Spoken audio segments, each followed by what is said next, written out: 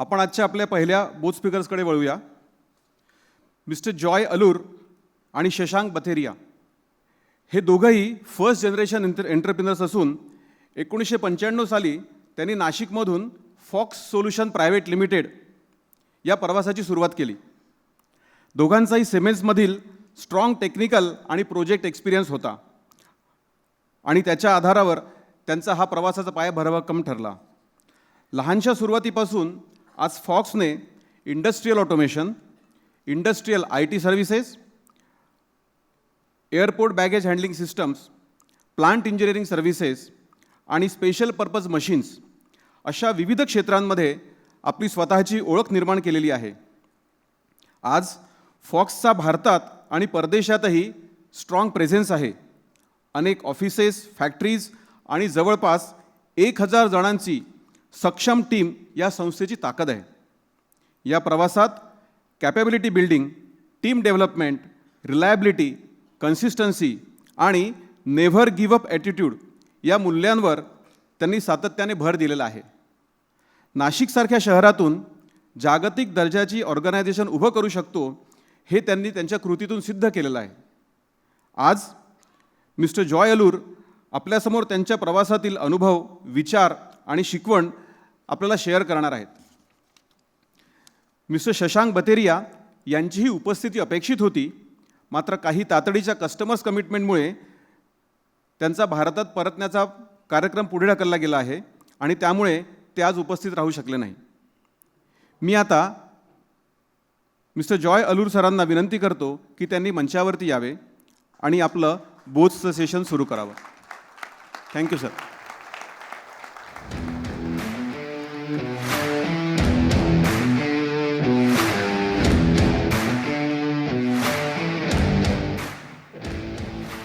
Good morning, friends.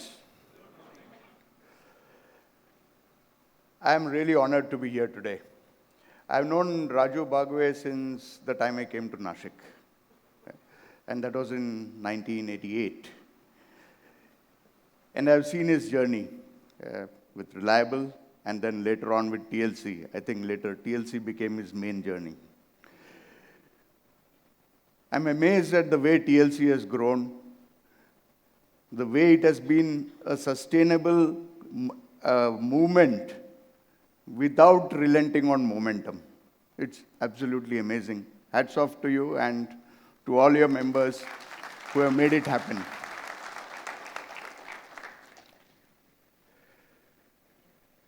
When Aditya and Ketan said they would like me to come over and speak to you, I was wondering, what am I going to tell you guys?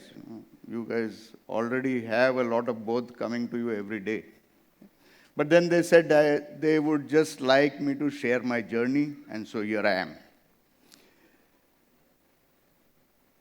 So, right at the start, let me tell you something which hit me just about 15 years ago when we brought in a senior mentor. He redefined the meaning of KYC for us in the company. So, I guess everybody understands what is KYC. You fill those forms all the time. So, it's know your customer, right? But our mentor who came in about 15 years ago, he was there for 3 years. He redefined it for us as KYC is know your customer. KYC is know your competition. KYC is know your cost.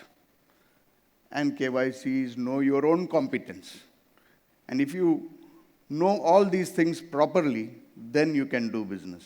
And this is something which has stuck in my head since last 15 years. So let me give you a brief about our journey or where we stand today, so that in the second part we have a lot of questions from Aditya and Manas, which will have relevance once you have a background. So we have a vision to grow Fox as a global, world-class, and highly respected enterprise. This has been our vision right from the beginning, and we have stuck to that forever. Our core business is industrial automation, as we were informed just a little time ago, and we are at it since 1995. Today, we are among the largest and most competent system integrators in India.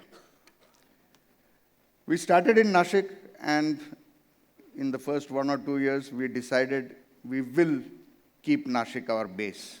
Though there were some questions in the first 1 or 2 years, we decided we will keep Nashik our base. We have various business units. Industrial automation is the major one. Then we have airport and warehouse systems, IT and industrial IoT, plant engineering services, special purpose machines, and infrared pyrometers. We are spread all over India and also a few locations abroad. We do revenues today of over 400 crores and single project revenues of up to 100 crores. 30% of our business today is from exports.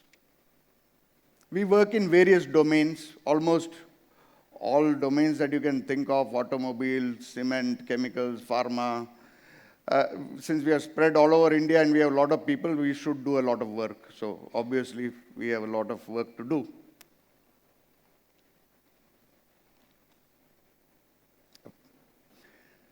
So what is special at Fox? We have a professionally led team of over 800 engineers. Then there's some more staff, of course. We have projects executed in over 35 countries and almost all the continents, except Antarctica. We don't see any industries there. We have some global partners who are among the best in the world. And this is really special. We have the same old customers and the same old team. Most of our business is repeat business. Our team members have made careers at Fox, and that is our major strength. Of course, we have good manufacturing quality and a process-driven organization. But most of all, we have a team that never gives up. We have never given up on a project, even if it has made massive losses. Because that is our reputation, and that is part of the highly respected term which we intend to always ensure.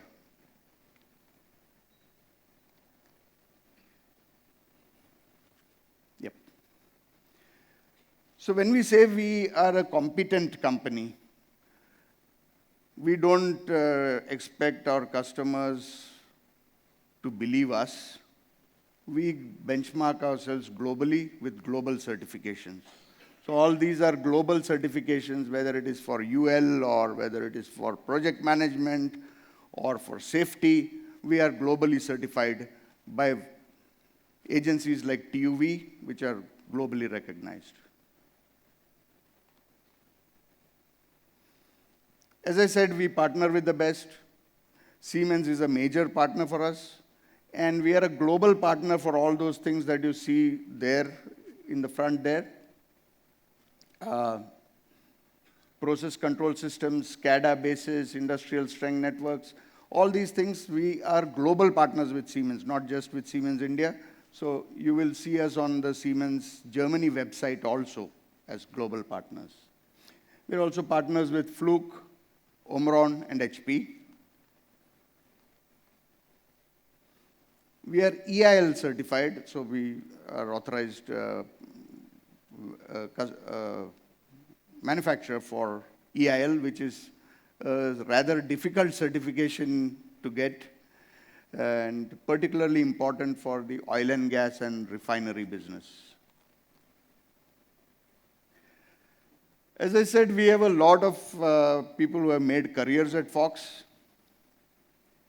The entire Fox team is run by senior people who have made, most of them have started their careers at Fox.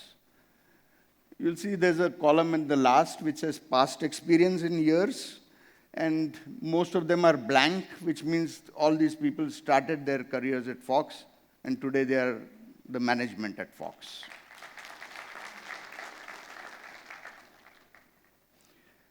We are spread all over India and a few locations outside India. Dubai is troubling us just now. So what do? We do design, engineering, installation, commissioning, training, and support. And we do manage complete projects. Automation projects is our core. That's the core of what we do. As I said, we have executed projects around the globe.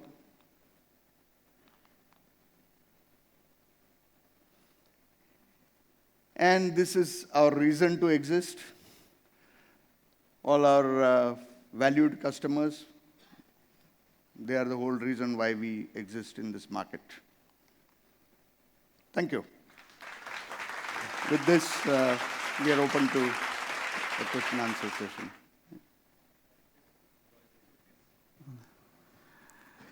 Now I request Aditya and Manas to take ahead question answer session. Yes, good morning. Good morning. Thank you, Joy. It was a wonderful presentation. And actually the presentation shows as to why, we have a technology company from our Nashik. You are spread worldwide, but we have a technology company from Nashik. And I'm sure that the TLC members from Nashik will be drawing great inspiration from your journey. We will be proceeding with the question answers. Joy, in your presentation, in the start you mentioned about your vision. Typically people use words like global, world class, but there was a word over there which was highlighted, and that was highly respected. So why a special mention of this word in your vision? Yeah, like I said, that is core to what we are doing. A lot of companies grow and a lot of companies can make money. We want to do that, but at the same time we want to be highly respected because we have seen there are examples of companies who can do it.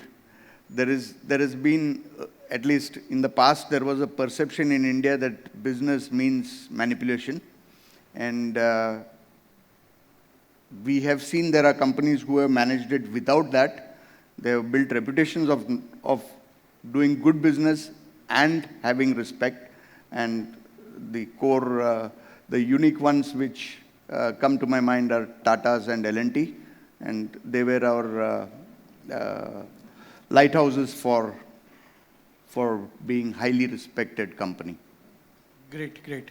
So when you said they were your lighthouses, like sort of benchmark, typically what happens is companies would be benchmarking with competitors or other companies who are maybe twice their size or 5 times their size. Now these are groups which are, multi-fold times when you maybe would have decided this. So how would this benchmarking help you in your business? So Tata's is, of course, in a very diversified and very different area of business. But L&T was very much in the direction in which we wanted to go when we started the company itself. So it was really quite simple that way. We had a clear direction which somebody had already set for us. Great, great. So like we talk about vision, but now this is not even 10x vision. This is something much beyond. Did at any point of time, make you a little scared, like this is something big target that we are setting, or it was, yes, this is what we want to do? I wouldn't say we set targets when we started in 95 with in a small room. I don't say we set targets to become like L&T in size, but in reputation, yes, surely. Great, great. So did it also help you in deciding which verticals to get into? Because they work in multiple verticals. You also work in multiple verticals. Was it guided by this? Our verticals were actually defined by our expertise. Shashank and me started this company in 95 with some core expertise that we built in Siemens. We both worked in Siemens for 10 years. And our expertise was in electronics, R&D, and automation projects. So we leveraged that. And L&T happened to be leveraging similar things. Besides, of course, manufacturing switchgear.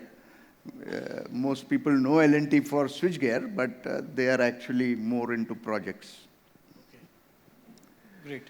So just one question for me, one more question. We saw that you are having multiple locations within India. You also have locations outside India. So यहाँ पे typically as a small entrepreneur, what happens is Satpur से अंबड़ जाना बहुत दूर लगता है. Yeah, Satpur Ambad mein factory, so Sindar becomes far away, whereas you have offices scattered across India plus this. So what was the thought when you set up? What were the successes or any learnings from setting up these offices? I don't think there was so much of complicated thought. All my customers were everywhere. So there was, even today, though we do quite some business in Nashik, it is less than 1% of our business. So we had to go out. Nashik I could not have continued in only doing business in Nashik. So there was no alternative. In fact, we started our first office within a year of starting the company, and it was in Silvas. And then the next year was Pune, and the next year was Kolkata, and so on. So it just was a rapid movement to be closer to the customer because of the nature of our business. The nature of our business is such that we do need to have close contact with our customers, and so we had to do it. Any challenge which you faced when you opened across so many locations? Because having customers over there is important, but then building those competencies, having the people leading these offices becomes a key aspect of this multi-location. True. In the initial stages, we did face a lot of challenges. Initially, we expanded to 3-4 locations, and it was very comfortable. The people we sent were capable people, and we shifted them from Nashik.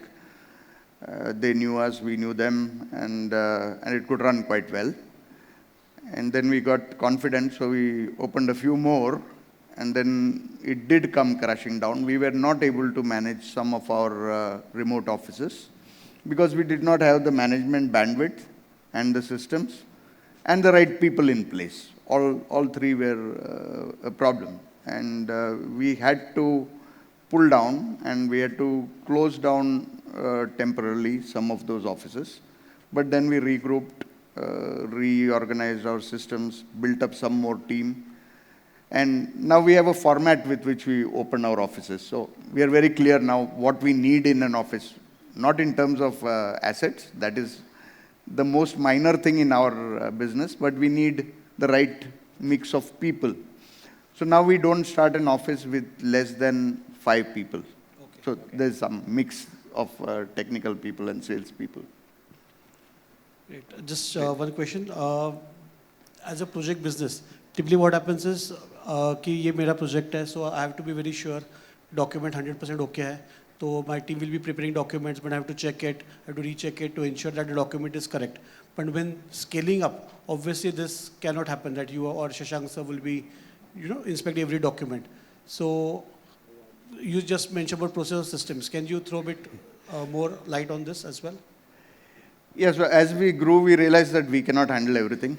So since a long time, I do sign checks, but this is blind signing. All purchase orders are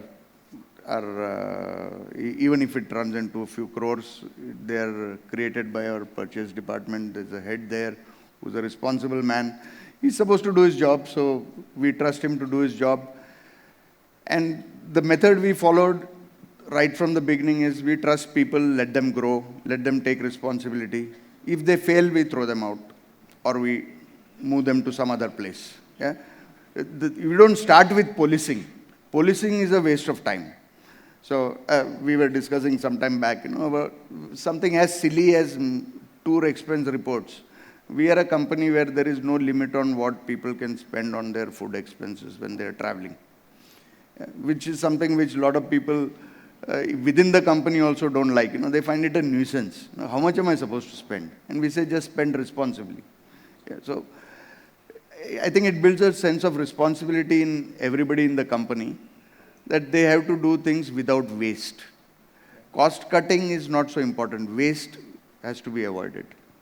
Great, thank you. I think that has an applause too. I think for Mr. Joy, has been from Nashik to the world. And thank you for your wonderful presentation though. You mentioned the team members in your company, organization, more of upskilling and multi-skilling from a homegrown talent. Yeah. How has been the journey of upskilling and multi-skilling for those guys, and how you have been mentoring them across this journey? Of course, Shashank and me mentor all the senior people. We try to meet the youngsters also. Now with the size growing, it's getting more and more difficult. But over the years, we built up our own methods of mentoring people. And then we realized that we are not the right people. So we brought in external people to mentor our team. We regularly conduct training programs. We also send our senior people to various courses, including at the IIMs. And some years ago, we decided that, TLC really is an organization which addresses exactly that need. Some time ago, we realized that Shashank and me are not enough. We are saturated, I would say. And that was about 15 years ago. So we brought in a senior mentor, whom I mentioned earlier. And we told him to handle our senior team. And we told the senior team that we are at the limit of what we can teach you. It is, you now need to get more, which has to come from external sources. And Mr. Verma was the gentleman who came in. He was a former senior man at vice president at Siemens. And we gave him the task for 3 years to brainstorm with our senior team and let them reorganize the company they decided without our interference. That's great. Talent, you might have, you have a talent, and there's always been a talent recruitment, talent retention, Yeah. and acquisition sometimes. Yeah. So how is this a pivotal role from your perspective, and what steps every MSMEs should work upon? This is something I've advised some of my MSME friends. Don't skimp on paying your employees, because they will make your organization grow. So I've told this to many of my friends among the MSMEs. This is one area you should not skimp on. It is not waste. It is a necessary cost. There is no reason why good employees will stay with your organization if they are underpaid or undervalued. So we try to pay salaries which are on par with the multinationals for the capable people in our company. We cannot pay everybody like the multinationals, for sure. Yeah. But the capable people in our company surely are at salary levels which are comparable or better than multinationals. That is one essential thing, but that is not sufficient to retain your talent. Money is not everything, but without money it will not work. Yeah? So it's a basic necessity. And then the next part is you have to provide the right motivation to people to stay in your company. They have to have an interesting job, they have to have a challenging job, and they have to have responsibility.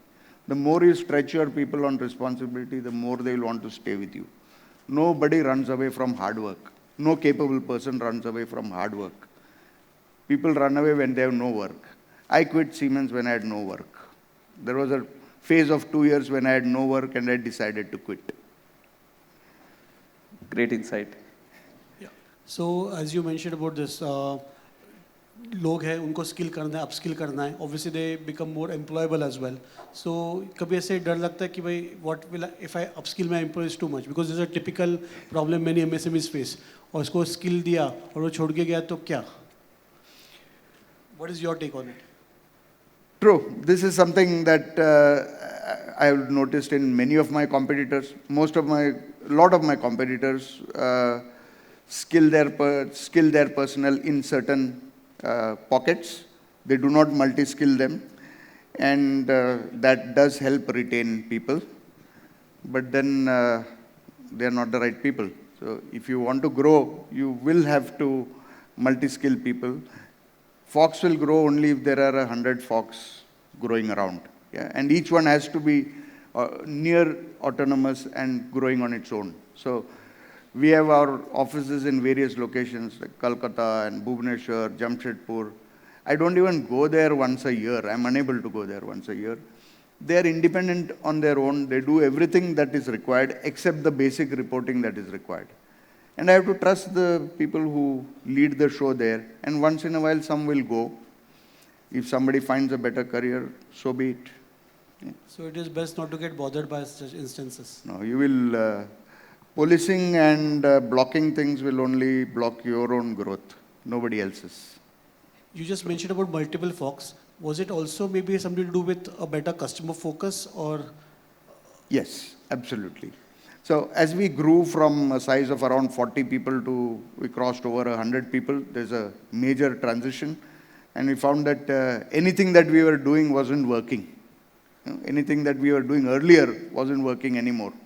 And then we had to do a big shake-up, and we realized that for our customers who were earlier happy with our service, with the way we responded, they were used to talking to one or two people and not talking to the service head who says he will give you a token number and then give you a reply after some time. So we restructured. We now have many small forks.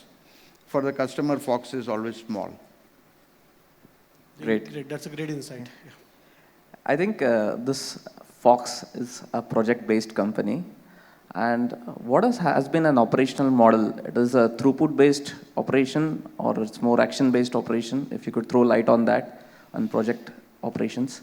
So we are very much influenced by Ellie Goldratt's TOC. And the goal, the goal is very simple. It's very simple reading. I would recommend anybody has an opportunity to do so, do read it. It makes your thought process very simple. You have only one thing to do, and you do it. So when it comes to operational efficiency, we have implemented some of those concepts there, where we are only looking at delivering on time. All other constraints are kept aside. We have to deliver on time. That's the primary constraint that we work against. And for that, we push everything. So it has helped us in improving our entire workflow on the shop floor. We don't touch anything that is not going to go out in the next 10 days. Oh, wow. Superb. So how is this organization structure aligned to this project management? If you could throw some light on how the organization gets aligned to this project. Are there project managers, project leads? How do you define it? Many years ago, we decided we need a dedicated project management team. Okay. Earlier projects were just managed by whoever is executing the project, and that's how a lot of companies do it. But once we were at some size level, we decided we needed a absolutely dedicated project management team. And gradually we got them qualified as project managers also. And these project managers lead each project. And we have an ad hoc team for each project. So there is an ownership for a project. So every project has a project manager, a hardware lead, a software lead, a procurement lead, and a manufacturing lead. So it's an ad hoc team. So each of them may be handling multiple projects, but for one project, there is only one person. That is clear. So there's a lot of ownership that comes into the picture. And always in the project delays might happen. There's a change of customer dates, scheduling is important, and the cost which was assumed earlier may shoot up. Yeah. How is your take on the costing principle part, if you could elaborate? So unless the cost burgeons too much, we make delivery the focus. Okay. We always focus on the delivery time as the primary goal. Because if you have multiple goals, you will not be focused. So how important is cost from a project perspective? What was your insight into the costing part when you started executing the projects? As I said about the KYC, one of the KYC is know your cost. And knowing your cost very clearly down to breaking up what is the electricity cost on each project or water cost on each project. This, I think, is very important. And we have done that many years ago. Our costs are very clear. We may decide to execute a project at a loss, but we know it. It doesn't happen without knowing it. And we are not making it hazy or obfuscating it so that, chalta hai. We know we are making a loss, we decide to make a loss, or we make a profit. We are clear about it. So knowing your cost is absolutely important. So Fox, top line growth or more of value addition? Value addition. The great. priority is always value addition.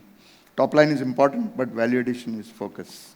So then when you have multiple small foxes across India, so do they have value addition targets or they have more of top line targets, or how do you? They're both, but their value addition target is their primary target. Okay, Yeah. great.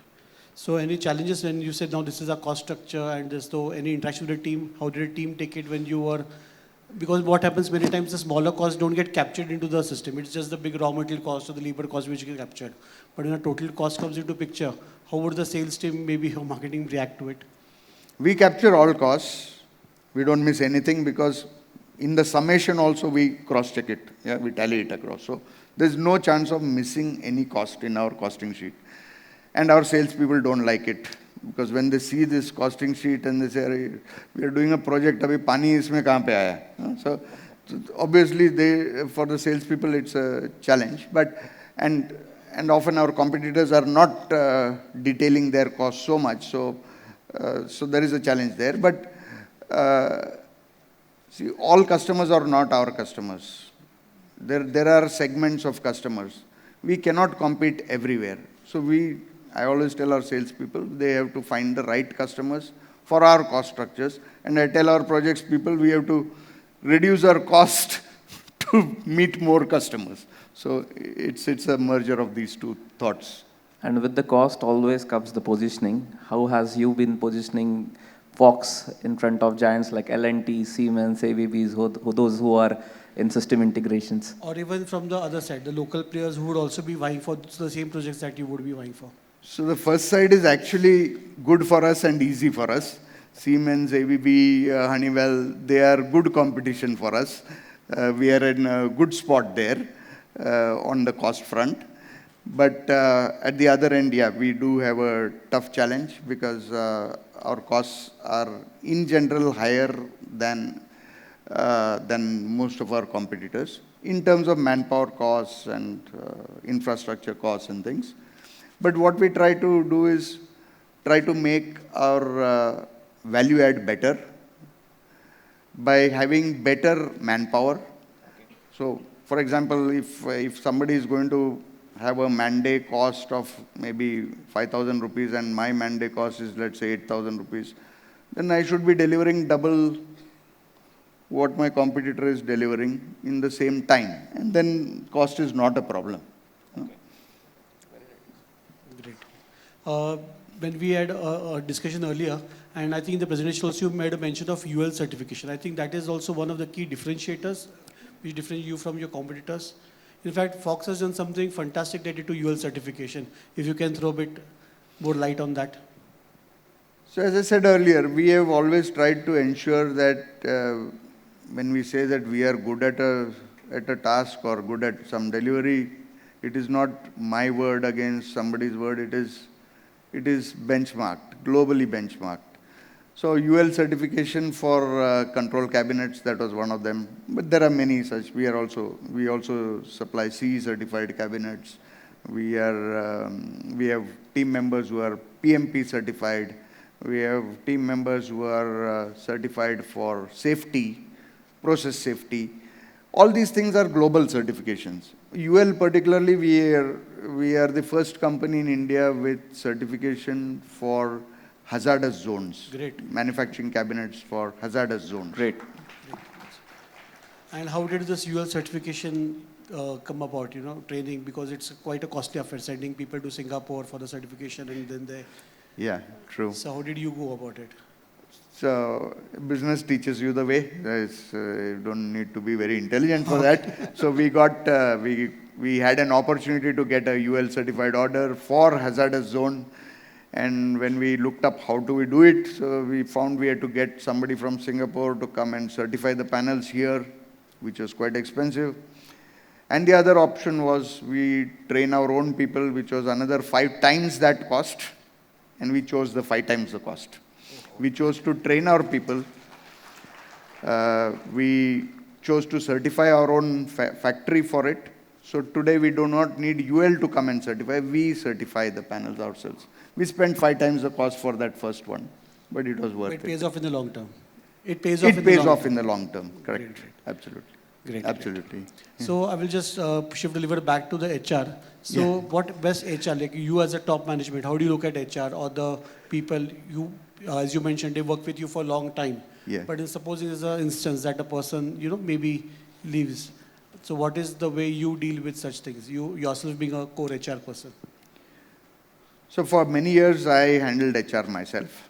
Until about 10 years ago, I interviewed every person in the company. But that was no more possible 10 years ago when the numbers grew too much.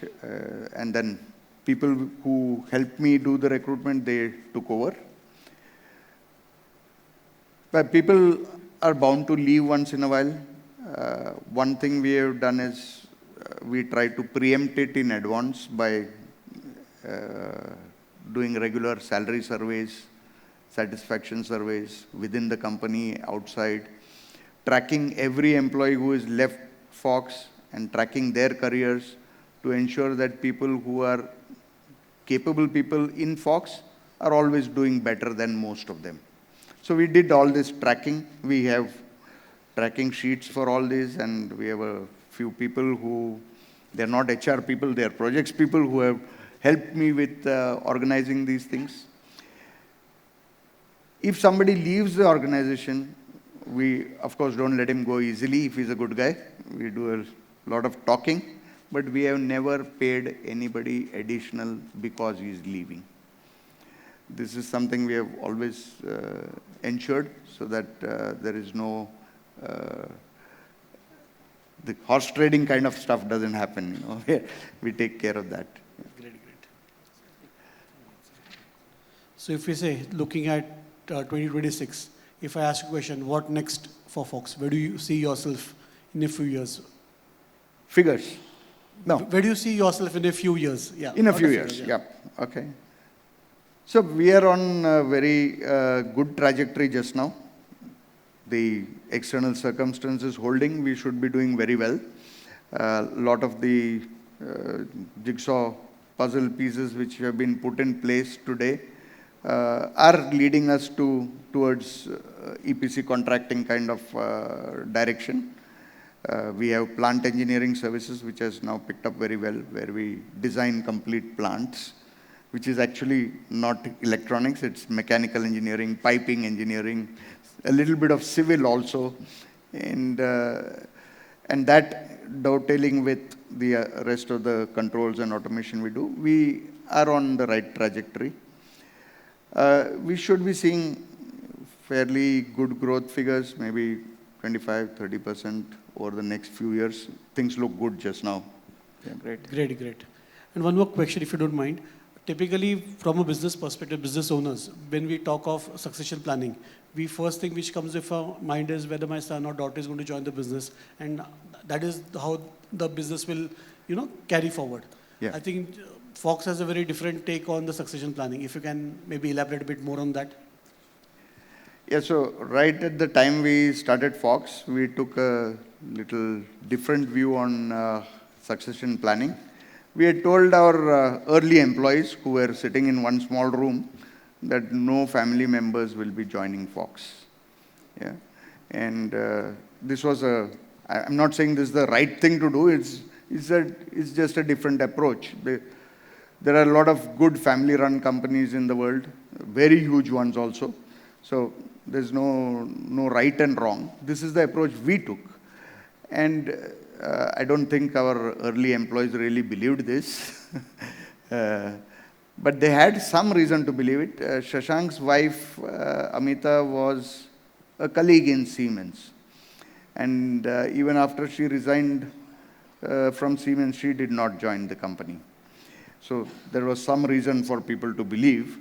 But then our children were very small at that time, and then our children grew up, and they were, some of them are engineers, and they also did not join, so I think eventually people believe it. So we took the approach that there should be no family members in the company. We have no relatives in the company, and our children aren't joining. So the aim was that the senior members of the company could aspire to be board members when the company grows to a good size. That is a very great thought, actually. Yeah, great. We are coming to this point, like, how do you develop that leadership, taking up the entire 400 crore company now? We are working on it. I think we have not done enough on developing the leadership team, but we are working on it. We have a team that knows that they are in the proposed leadership team, and they are being trained. And we have told them very clearly, they have the first chance to be in the board of directors whenever we go public, but it's not a right. Just like our children don't have a right, neither do our senior guys. So it has to be earned. So there are different stages in the growth of a company, and people may be good at different stages, but at this stage, you may need a certain skill. If you have it, you are there. Yeah. So you groom the people accordingly. Whoever is capable will get on the board. Correct. So it depends. It's not. Correct. It has to be earned.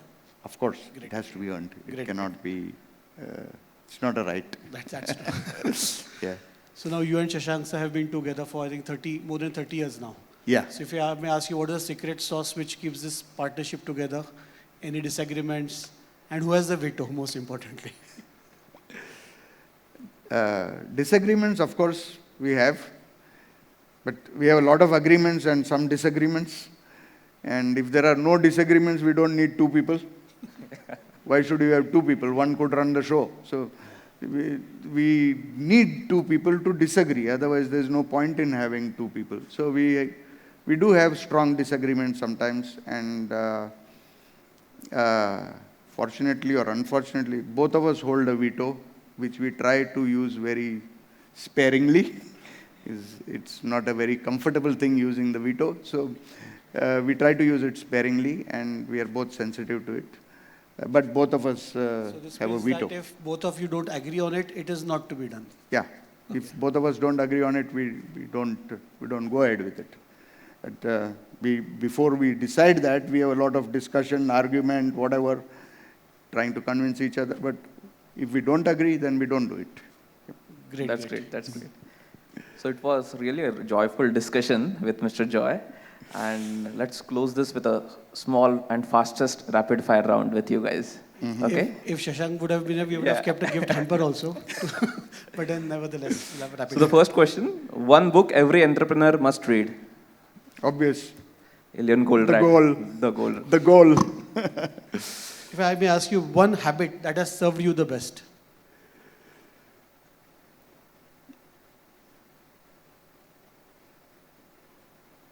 Listening. Wow. Okay, great. I think that's a great thing to have. Yeah. The hardest year in Fox's 30 years of journey. I would say I was lucky. We did not have any very hard years. We had some tough times. Yeah, every business will go through some tough times. But we did not have any back-breaking tough times, I would say. We are lucky. I think a lot of business growth is influenced by luck. We did not have back-breaking years. Great. And one thing that you would tell your 1995 self, the Joy of 1995, what would you tell him? Go for it again. Great. Fox in one word. Reliable. Wow. Great. Yes, thank you, Joy. It was such a wonderful interaction with you. A lot of learning, I'm sure, for me as well as everyone sitting over here. And as we saw, it's the story of process excellence. What we could make out is it's not just about process, it's not just about the shop floor process, but the process that they have related to the opening up of offices, the process related to HR, the process related to strategy, the process related to the costing, and of course the shop floor processes. So processes in toto, and that is what Fox has worked on really hard. And I think that has served you well over the last years now. And thank you so much for spending your time and being with us today over here. Thank you so much. And Thank you. Pleasure. Thank you so much. Thank you. Thank you. Thank you so much, sir. May I request Aditya to felicitate Joy sir for this. A big round of applause.